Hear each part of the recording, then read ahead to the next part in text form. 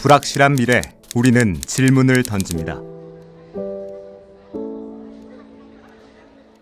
당신은 어떤 내일을 꿈꾸나요? 다음 뉴스입니다. 이를 쉬고 있는 무직 청년층이 42만 명을 넘어섰습니다. 경기 침체 속에서 청년 눈높이에 맞는 일자리가 예년보다 더 줄어든 것으로 조사됐습니다. 한편 서울 노량진 학원가에는 5060 세대 수강생이 증가했다고 하는데요. 초고령 사회에 본격 접어들면서 제2의 인생을 찾기 위해 자격증 취득을 원하는 중장년층이 많아진 이유입니다. 이런 불확실한 미래 속 길잡이 역할을 하는 대학이 있습니다.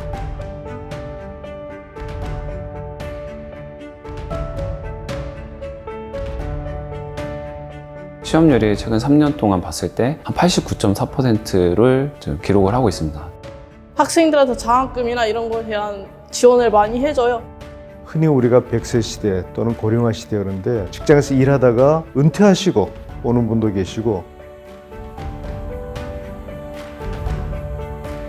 여기 한국폴리텍대학이 대한민국의 밝은 미래를 그려나가고 있습니다.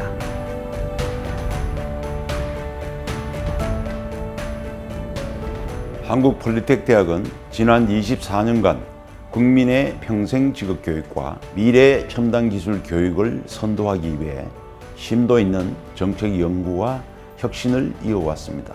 그간 이뤄낸 성과는 단순한 학문적 성과를 넘어 대한민국 직업교육 발전의 토대가 되었으며 더 나아가 산업과 국민 모두를 위한 실질적 변화를 이끌어내는 중요한 역할을 해왔습니다. 이러한 노력은 폴리텍대학이 직업교육의 현재를 뛰어넘어 대한민국 직업교육의 미래를 설계하고자 하는 의지의 결실이라 할 수 있습니다.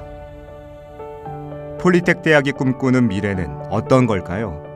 2024년에 진행한 연구 과제를 들여다봤습니다.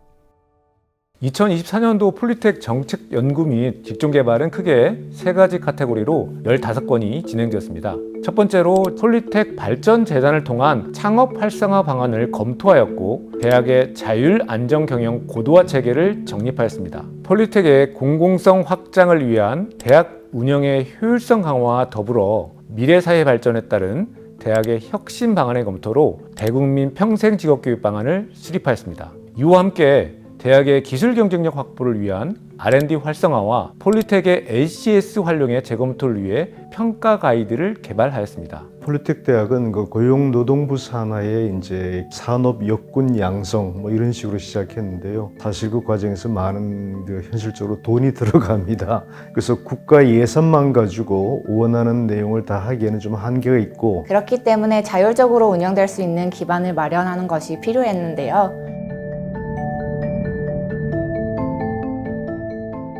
박원우라고 합니다. 저는 이제 현재는 서울대학교 경영대학 명예교수로 있고 한국폴리텍대학에서 이제 저보고 과제 연구 좀 부탁을 해와서 하는데 발전재단, 한국폴리텍대학의 발전재단을 이제 형성하고 그 중에서 저희는 이제 창업 지원 조직을 거기에 포함시키는데 좀 초점을 두고 있습니다.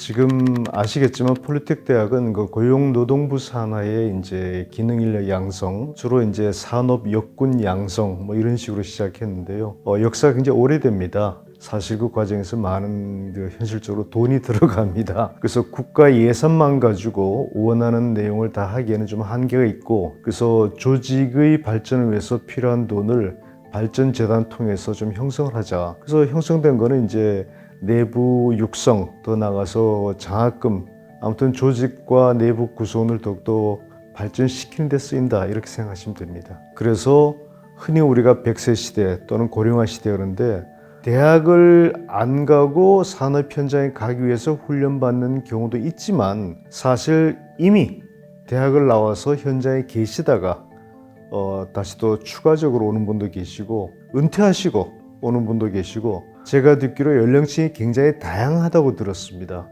그래서 제가 아는 어떤 분은 심지어 박사인데도 자기 어떤 영역의 변화를 추구하고자 폴리텍 배워가지고 또 새로운 쪽으로 나가는데 그럼 그런 분들 경우는 배워가지고 취업이 목적이 아닐 겁니다. 새로운 그것을 추구하기 때문에 그런 의미에서도 창업교육이 폴리텍에서 상당히 중요한 역할을 하지 않을까 이런 생각을 합니다. 보통 발전재단 그러면 동문들을 통해서 돈을 이제 받는다든가 기업과의 어떤 계약을 통해서 받는다든가 사실 좀 돈 좀 주세요, 돈 좀 주세요 하는 그런 형국이 많습니다. 하지만 그런 데서는 좀 한계가 있고요. 창업을 통해서 내부 교직원이든 아니면 학생이든 창업하는 계기를 통해서 스스로 돈을 벌어보자. 조금 표현이 좀 어색합니다만은, 그러니까 있는 돈을 얻어오는 게 아니라 창출해가지고 더욱더 학교 발전에 쓸 수 있는 그런 계기를 만들어 보자, 이런 생각이 사는 거고요. 아마 한국에서는 좀 첫 케이스가 아닌가 생각합니다. 누구는 또 그렇게 표현해요. 정수기 물 사다가 그냥 쓰는 거하고 수돗물처럼 틀면 나오는 거하고 좀 차이가 있지 않느냐. 저희들은 4개 관점을 지금 추구합니다. 두 개 제가 나누어서 설명드릴게요. 4개 관점이란 것은 우선 하나는요, 폴리텍 대학의 발전재단 혹은 창업지원 조직이 어떤 기능을 하고 어떤 구조로 가져가야 되느냐 함에 있어가지고 정답이 사실 없다고 볼 수도 있죠. 그죠? 저기 위에 계시는 신은 알고 있는데 우리 인간이 정답 모르기 때문에 열심히 해가지고 그걸 찾아 나가자는 것이 하나의 관점일 수도 있고, 또 하나는 야, 세상에 정답이 어딨냐, 결국 많은 옵션 중에서 사람이 선택하는 거 아니냐 해가지고 한국 폴리텍을 운영하는 내부 경영층 또는 한국 폴리텍과 관계되는 이제 주요 의사결정권자, 이 사람들을 인터뷰하고 그들의 의도, 취지 이런 걸 파악해서 우리가 어떤 안을 선택하면 적절할지, 그러니까 답을 찾아 나가자 하는 거하고 주요 의사결정권자들이 원하는 그 선택의 내용을 파악해보자, 이렇게 일단 둘로 나눌 수 있고요. 또 하나는 한국에도 많은 대학들이 있고 또 세계에도 많은 대학들이 있고 하다 보니까 한국 폴리텍에서 발전재단 창업지원 조직을 마련하기 이전에 대학 사회에서 발전재단 혹은 창업지원 조직을 어떻게 가져갔을 때 실제로 굉장히 좋고 성과 잘 났느냐를 찾아보면서 그럼 어떤 것이 한국 폴리텍에 맞는지 찾아나가는, 소위 말해서 벤치마킹 어프로치를 하는 것도 하나 있고요. 또 하나는 우리 폴리텍 대학의 속성이라는 것이 남들하고 같지 않지 않냐. 그러니까 우리 내부 주변을 볼 것이 아니라 우리 내면을 한번 살펴보자 해서 이제 두 가지야. 그래서 결과적으로 이제 4개 어프로치를 하는데, 그래 4개 관점에 결국은 도출해 놓고 마침 4개 관점을 찾아봐도 결국 같다 그러면 그걸로 이제 결정하면 되지만 조금 다를 수도 있겠죠. 그래서 다르면은 거기서 이제 연구자들이 모여가지고 이제 협의해서 궁극의 안을 찾아 나가는 식으로 정리해 나갈 겁니다. 우리나라 산업 역군을 길러낸 한국 폴리텍 대학, 안전관리 현황은 어땠을까요? 저는 대우 경영 컨설팅 이경미 노무사입니다. 이번에 저희는 자율안전 경영체계 관련된 연구과제를 수행했습니다.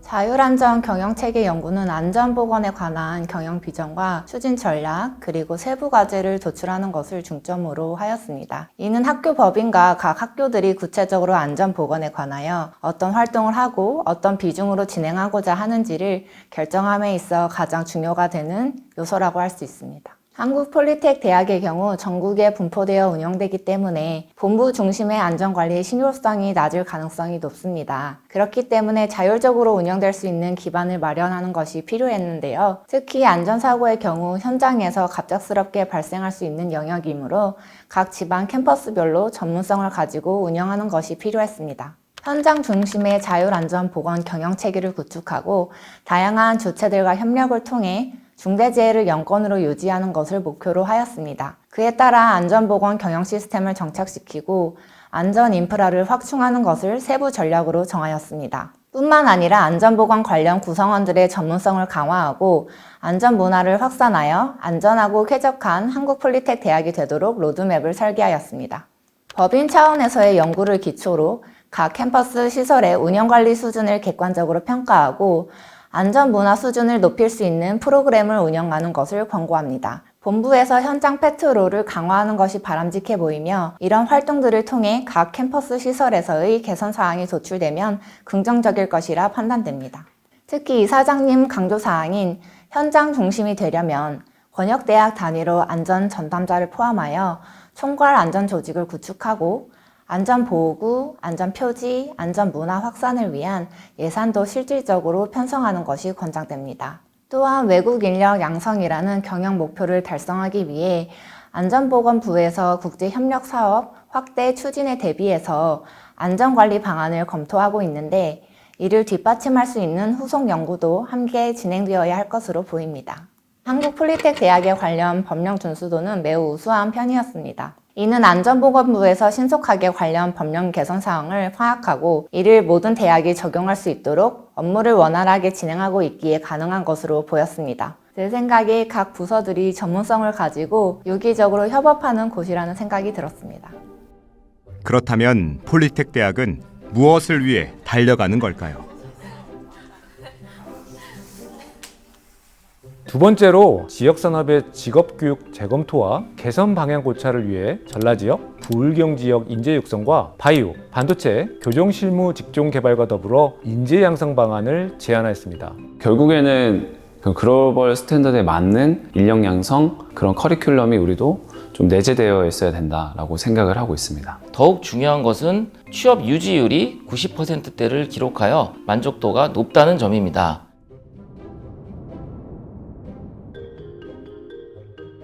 저는 한국폴리텍대학교 바이오 캠퍼스 바이오 나노 소재과의 박철순 교수입니다. 네, 우선 제가 올해 한 해 연구했던 분야는 바이오 의학 분야에 관련된 인력 양성 프로그램 개발과 관련된 연구 보고서를 작성을 했습니다. 바이오 산업은 우선 세 가지 분야로 좀 나눠져 있는데요. 보건의료 산업 계열로 해서 레드 바이오가 있고요. 그리고 그 식품이나 자원과 관련된 그린 바이오, 그리고 자원과 에너지와 관련된 화이트 바이오 세 가지 분야로 나눠져 있습니다.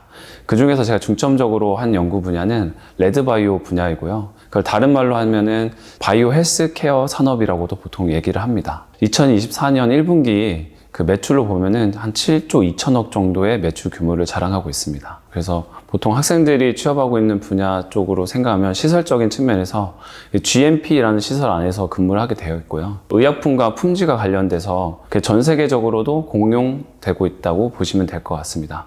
그래서 그런 특수한 목적성을 갖고 있는 시설이다 보니까 저희 학생들 교육에 있어서도 특수한 목적에 맞는 교육과 실습을 진행을 하고 있습니다.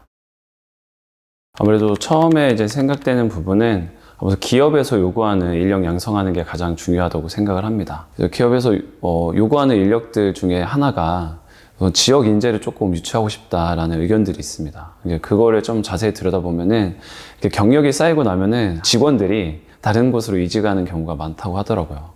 그래서 제가 이제 조사 보고서에 넣었던 내용이긴 한데 저희 2024년 6월에 이제 국가 첨단 전략 산업 특화 단지를 한 12곳을 선정을 했는데 그 중에서 이제 5곳이 이제 바이오 분야에서 선정이 되었습니다. 강원 지역이 되었고요. 그 다음에 인천, 경기 시흥, 그리고 대전, 그리고 경북은 안동, 포항, 그리고 전남에는 화순 지역이 선정이 되었습니다. 이 말인즉슨 뭐냐면 그 지역 산업에 맞게 아무래도 정부에서 지원이 들어가기 때문에 그런 바이오 기업들이 그쪽에서 유치가 되고 성장한다고 하면은 아마 지역 인재들도 자동적으로 따라가지 않을까 이제 그렇게 예상을 하고 있습니다. 그리고 제가 추가적으로 또 말씀드릴 게 있다면은 뭐냐면은 바이오 기업들이 지금 글로벌화 되어 가는 부분들이 많이 있어서 지금 저희 이제 교육도 글로벌하게 좀 준비되어야 되지 않나라는 생각을 가지고 있고요. 특히나 이제 아까 GMP를 말씀드리긴 했지만 그 관련해서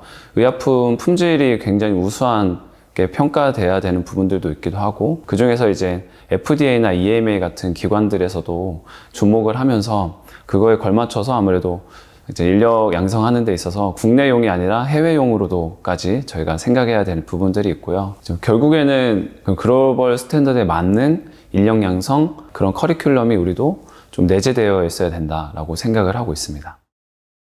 2022년도 산업부 국내 산업실태 보고서에 따르면요. 최근 5년 동안 바이오 산업 분야가 매년 한 22%씩 증가하고 있다고 결과를 도출하였습니다. 그걸로 봤을 때 향후 5년 이후에는 수요가 더 많을 거고 공급이 오히려 문제가 생길 것 같다라는 우려의 말씀을 하셨고요. 근데 그 얘기들을 조금 다시 자세히 보면은 기업에서 뽑지 않는 경우도 있거든요, 사실은. 그러니까 왜냐하면은 아무래도 부족 사유에 대해서 기업들이 써준 내용이 있어요. 그 중에 이제 40% 정도가 어떤 내용이냐면은 직무와 좀 관련이 없더라. 그런 내용들이 조금 많이 있었던 것 같아요. 결국에는 산업계에 좀 연관성이 없는 약간 미스매치라고 저는 생각을 하고요. 그 미스매치를 해결하기 위해서는 결국에는 아마 기업 생태계에 맞는 그런 그 교육 과정이 개발되어야 된다고 생각을 하고 있습니다. 그래서 얘기들을 들어보면 이론 교육보다는 실습 교육을 우선돼야 된다라는 얘기들이 많이 있습니다. 아무래도 저희 바이오 캠퍼스가 취업률이 높은 이유 중에 하나가 학생들 수업이 이제 실습 위주의 수업이 많이 있다 보니까 많이 배우고 가는 그런 부분들이 있습니다. 폴리텍 대학의 인재 양성을 위한 노력은 바이오 산업에만 국한되어 있지 않습니다. 저는 한국폴리텍대학 반도체 융합 캠퍼스 반도체 설계과에서 강의를 하고 있는 김응주 교수라고 합니다. 반도체 직종별 개별 특성화, 활성화 방안이라는 주제로 폴리텍에서 운영되는 반도체 학과에 대한 전반적인 조사 및 앞으로 향후 발전 방향에 대한 연구를 진행을 하였습니다. 반도체 인력 수요는 현재 20만 명 정도로 추산이 되고 있고요. 2031년에는 30만 명까지 필요할 것으로 분석이 되고 있습니다.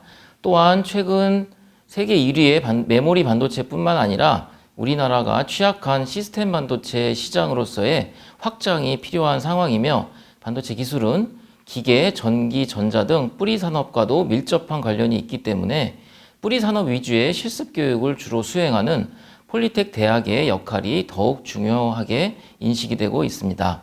폴리텍 대학 반도체 학과는 2020년까지 회로 전후공정 소재 분야 4개 반도체 학과로 운영이 되었었고 정부의 K반도체 육성 정책과 더불어 2022년 이후 지역 여건과 학과 여건에 따라 점진적으로 반도체 학과 신설이 진행이 되어 현재 28개 반도체 학과가 운영이 되고 있습니다. 폴리텍 대학 반도체 학과의 중요한 장점은 우선 정부의 반도체 육성 정책을 직접적으로 수행할 수 있으며 과감한 정부의 지원에 힘입어 반도체 교육 특성상 고가의 실습 공간과 장비의 지원이 필요한 요구 조건을 충족하고 있다는 점입니다. 또한 학과마다 차이는 있지만 평균 취업률이 80% 정도를 나타내고 있고 더욱 중요한 것은 취업 유지율이 90%대를 기록하여 학생들이 반도체 기업에 대한 만족도가 높다는 점입니다. 네, 앞으로도 풀어야 할 많은 과제들이 있는데요. 첫 번째로 반도체 교원 전문성 강화를 위한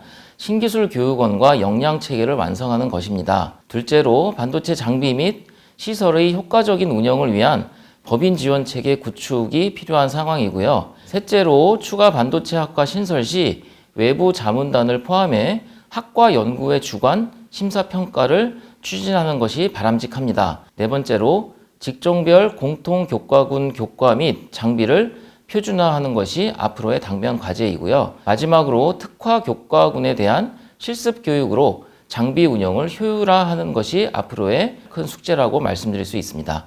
이를 통한 기대 효과는 다음과 같습니다. 반도체를 배우고자 하는 학생들에게 본인의 진로에 맞는 반도체 직종 선택 가이드를 제시하고 실습 장비의 효율적 운영과 예산을 효율적으로 재분배하여 타 교육기관 대비 경쟁력 있는 반도체 교육을 할 수 있을 것으로 기대가 됩니다. 따라서 폴리텍 대학은 묵묵히 국가 발전의 역할을 충실히 수행하고 있는 산소와도 같은 기관이라고 말씀드리고 싶습니다. 이렇게 폴리텍 대학은 우리나라 발전에 중요한 역할을 하고 있는데요. 직업 교육의 대상 또한 다양합니다.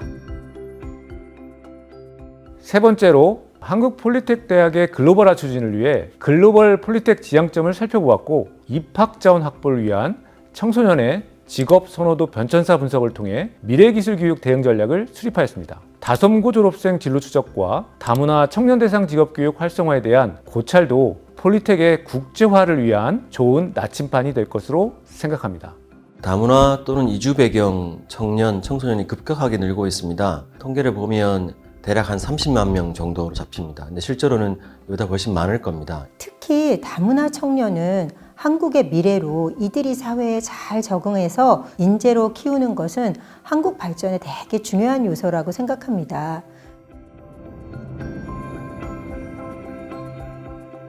저는 경인교육대학교 교육학과에 재직 중인 장인실 교수입니다. 제가 이번 한국 폴리텍 대학에서 다문화 청년 직업교육 활성화 방안이라는 것으로 연구를 했습니다. 자, 한국의 전체 인구는 감소하는 반면에 다문화 인구는 점점 증가해서 전체 인구의 한 5% 정도를 차지하고 있고요. 2023년 다문화 출생률은 6%로 한국 사회는 이제 다문화 가족과 이렇게 함께 살아가야 되는 그런 상황입니다.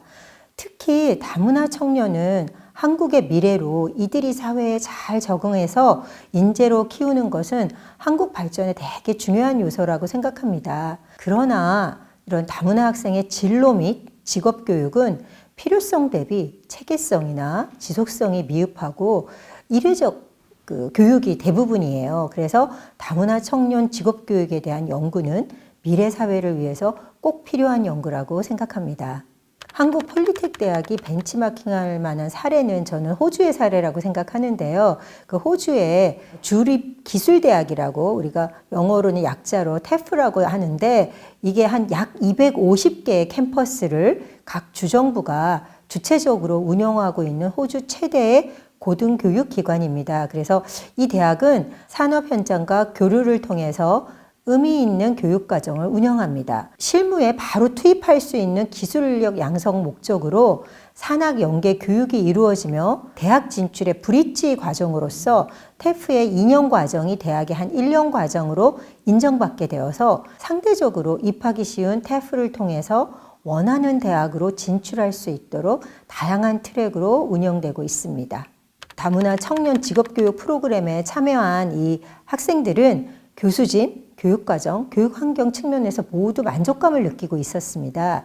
이 프로그램에 참여한 목적은 향후 취업과의 연계를 기대하거나 또는 자기의 어떤 진로를 탐색하기 위해서 또는 학업에 대한 욕구를 충족하거나 또 자기 개발을 위한 프로그램에 참여하는 것으로 이렇게 나타났습니다. 또 일부 참여자들은 한국에서의 이런 체류 자격 확보를 위해서 프로그램에 참여하는 경우도 있었습니다. 이 학생들의 프로그램에 대한 요구사항은 일, 가정, 이런 학습의 병행을 가장 원하는 것으로 나타났습니다. 이를 위해서는 학생들에게 어떤 그 맞춤형 시간이라던가 또 기간이라던가 이런 것들을 좀 이런 대학 측에서 운영을 좀 자율화해서 해주는 것들이 필요하고요. 제가 생각하는 앞으로의 과제는 한 5가지 정도로 요약해 봤는데요. 첫 번째는 다문화 청년 직업교육을 처음 시작하다 보니까 홍보와 사실 모집의 어려움이 되게 많았습니다. 그리고 대학별로 되게 이런 대상자들, 청년의 대상자들이 되게 다양하거든요. 그래서 이 대학만의 어떤 DB 구축이라던가 구체적인 이런 가이드라인 제작이 필요합니다. 두 번째는 지역 산업 특성에 따라서 지역 맞춤형 운영이 되게 필요한데 이를 위해서는 다문화 청년 어떤 나이의 확대, 예를 들어서 뭐 15세에서 59세까지라던가 또는 비자 종류 이런 것들의 다양화가 필요합니다. 세 번째는 학생 맞춤형 교육과정 개발이 필요한데요. 우리가 이제 다문화 그 청년 관련해서는 법무부라던가 또는 여가부, 교육부에서 많이 하고 있는데요. 이런 다른 부처와의 차별화를 위해서는 좀 한국어 수업 시수를 좀 축소하고 실기 기반 자격증 과정 강화가 필요합니다. 그래서 이를 기반으로 좀 취업과 연계될 수 있는 모범 사례를 창출하는 것이 꼭 필요하다고 생각합니다. 네 번째는 전담 인력 배치를 통한 지속적인 다문화 청년 직업교육 프로그램이 운영될 수 있도록 시스템을 갖추는 것이 필요합니다. 또한 본부 차원에서의 다문화 교육 관련 연구소를 이렇게 만들어서 각 학교별 지원 방법에 대한 지속적인 연구가 필요합니다. 마지막으로 이제 교육부와 교육청과의 업무 협조를 통해서 다문화 학생 위탁과정 운영 등 다문화 청년들이 직업교육을 받을 수 있는 환경을 한국 폴리텍 대학이 제공하는 것이 필요하다고 생각합니다. 이렇게 다문화 학생을 대상으로 직업 교육을 하는 기관은 우리나라에서 한국 폴리텍 다솜고등학교가 유일합니다. 우리나라는 점점 다문화 시대로 가고 있는 그러한 상태였습니다. 이런 친구들을 옆에서 바라보면서 그리고 그런 친구들이 많아질수록 사회적으로 문제가 될 것이라는 그런 예상함이 있었습니다. 그런 까닭에 우리나라에 들어와서 이렇게 힘들어하는 아이들을 위해서 학교가 탄생한 것을 너무 반가웠고, 그래서 저도 역시 이 학교에 올인을 해서 같이 생활해보자라는 마음으로 들어왔습니다. 그러다 보니까 저희가 2012년 이후로 자격증도 100% 취득을 하고 아이들이 졸업을 했고요. 그리고 많게는 8개까지도 자격증을 취득해서 졸업을 하고 한국어도 굉장히 많이 배워서 나갑니다. 이러한 좋은 점들이 저희 학교의 장점으로 계속해서 자리를 했기 때문에 지금도 입학 경쟁률이 2대1 정도 이상의 경쟁률이 나올 정도로 학교가 굉장히 좀 튼튼하게 운영이 되고 있다는 것을 말씀드릴 수 있습니다. 다솜고를 졸업한 다문화 학생들은 어떻게 지내고 있을까요? 세명대 저널리즘대학원의 안수찬 교수라고 합니다. 이번에 한국폴리텍대학교 다솜고등학교 졸업생들이 어떻게 지내고 있는지 분석 연구했습니다. 한국폴리텍대학이 운영하는 다솜고등학교는요, 현재 한국에서 다문화 또는 이주 배경 청소년들에게 체계적인 직업교육을 제공하는 국내 유일한 교육기관입니다. 때마침 이제 다솜고를 졸업한 졸업생들이 10년에 걸쳐 배출되었습니다. 그래서 지난 10년 동안 다솜고를 졸업한 사람들이 어디서 어떻게 지내는지 살펴보면 한국 사회 전체적으로 다문화 청소년에게 제공하는 직업교육에 어떤 성취와 문제가 있었는지 함께 파악할 수 있을 것이라고 생각했습니다. 모든 조사에서 공통적이고 반복적으로 나타나는 특징이 있었는데요. 이 졸업생들이 다솜고에 대한 만족도가 대단히 높았습니다. 우선 한국 사회 정착에 필수적인 한국어를 제대로 배웠다. 또 성인이 된 이후에 자립할 수 있는 기본적인 기반인 직업적 기술을 익혔다. 무엇보다 다솜고 선생님들을 만나서 정서적 안정과 자존감을 찾았다고 답하는 경우가 매우 많았습니다. 특히 다솜고 선생님들이 좋은 교사였을 뿐만 아니라 아버지 또는 어머니 역할까지 해줬다고 평가한 졸업생들이 많았습니다. 학교 선생님한테 의지하는 것도 많고, 아니면 뭐 친구들한테 의지하는 것도 많고, 그다음에 가정 자체가 조금 국제결혼에 실패해서 좀 안 좋아지는 케이스들도 있어서 그런 친구들의 심리적인 문제나 어떤 교육적인 문제, 그게 또 연결되다 보니까 그런 것들에 대한 문제를 제가 종합적으로 많이 케어를 하려고 하고 있습니다. 그래서 단순히 공부뿐만이 아니라 가정사까지도 같이 조금 신경 써서 보고 있는 것들이 있습니다. 우리 선생님 재밌게 해주셔서 좀 수업을 재밌게 했습니다. 우리 실습할 때 항상 2명씩 하거든요. 다른 나라에서 온 친구랑 하면 좀 어떻게 설명해야 될지 그것도 좀 힘들었고, 근데 지금은 점점 한국말이 좋아지니까 괜찮아졌어요. 폴리텍 대학은 작년에 우리 형이 이 학교로 와가지고 저도 같이 왔어요. 근데 지금은 직업을 생겨서 일하고 있습니다. 전 여기를 일단 졸업하게 된다면 경영 쪽으로 가고 싶습니다. 저는 이제 이중 배경을 가지고 있다 보니까 다른 나라와 사업을 하거나 다른 나라와 이제 교류를 할 때 아무래도 좀 이득점이 있고 하다 보니까 학교를 졸업한 후 일단 대학교에서 교육과정을 지내서 우즈벡이랑 한국 사이의 사업을 한번 도전해보고 싶습니다. 이렇게 좋은 평가를 받고 있고 또 훌륭한 성취를 이룬 다솜고등학교가 국내에 딱 하나밖에 없다는 점에 주목할 필요가 있습니다. 그래서 이런 다솜고 모델을 전국 곳곳에 더 확대를 해야겠죠. 현재 다솜고의 입학 정원만으로는 이미 수십만 명에 이르는 다문화 청소년들을 제대로 교육할 수 없으니까요. 다솜고 졸업생들 가운데 절반 이상이 대학에 진학하고 있는 것으로 저희가 확인을 했는데, 실제로 현재 교과 과정은 아무래도 고등학교 졸업 이후에 바로 취업하는 것을 목적으로 두고 구성이 되어 있습니다. 그래서 현재 이 교과 과정에 대학 진학을 위한 과목을 더 보강할 필요가 있습니다. 고졸 학력만으로는 한국 사회에서 안정적 직업을 얻기 힘든 게 사실인데, 이들이 안정적 직업을 얻지 못하면 결과적으로는 한국 사회 융합도 힘들어지기 때문에 대학 진학 안내도 적극 도입할 필요가 있습니다. 이런 노력을 통해서 다문화 청소년들도 대한민국에서 당당한 일꾼으로 자리 잡는 데 도움이 되길 바랍니다. 꿈을 키워가는 학생들, 폴리텍 대학이 끊임없이 미래를 고민하고 연구하는 이유입니다. 앞으로도 한국 폴리텍 대학은 지속 가능한 직업교육 정책 연구를 이어가며 국민 모두가 직업교육의 혜택을 누릴 수 있도록 최선을 다할 것입니다. K-시프트라는 비전이 국가적 정책으로 구체화되어 교육과 산업의 현장에서 실질적 성과로 나타날 수 있도록 우리 모두가 협력해야 할 것입니다.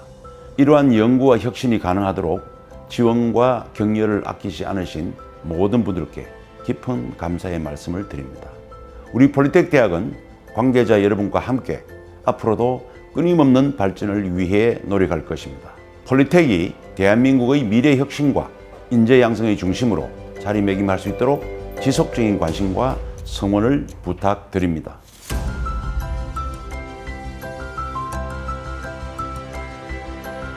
대한민국의 밝은 미래를 현실로 만드는 곳, 한국폴리텍 대학입니다.